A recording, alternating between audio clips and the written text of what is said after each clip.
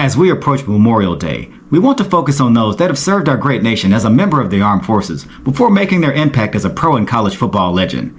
And as an added bonus, we want to honor a player that left a promising career in the National Football League to join the U.S. Army, but unfortunately in the line of duty, lost his life making the ultimate sacrifice for our great nation. If you like this type of content, please be sure to like and subscribe to our channel so you'll never miss an episode of College Football Legends, where we cover the captivating and thought-provoking stories within the game of college football. So without further delay, let's jump into today's topic.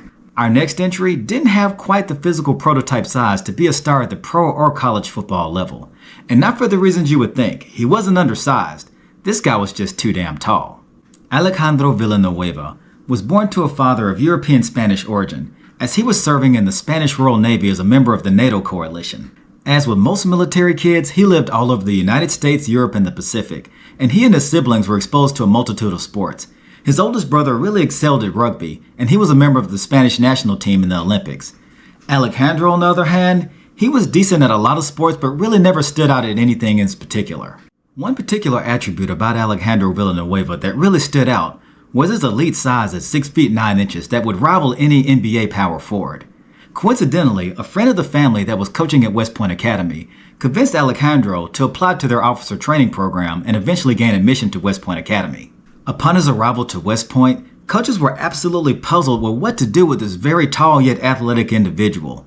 They experimented with multiple positions such as wide receiver and defensive line.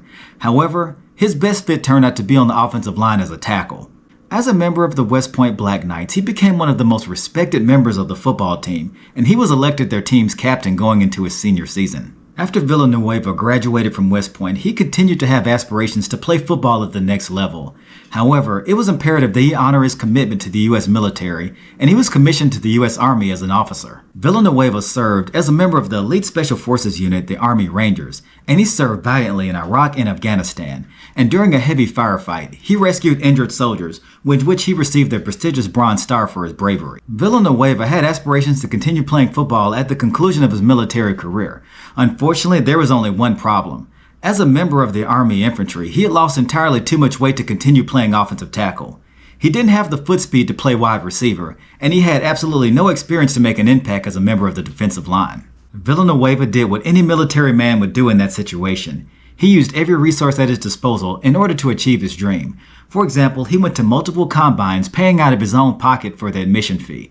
In addition, he dedicated himself in the weight room in order to develop his body into the elite athlete that he knew he needed to be.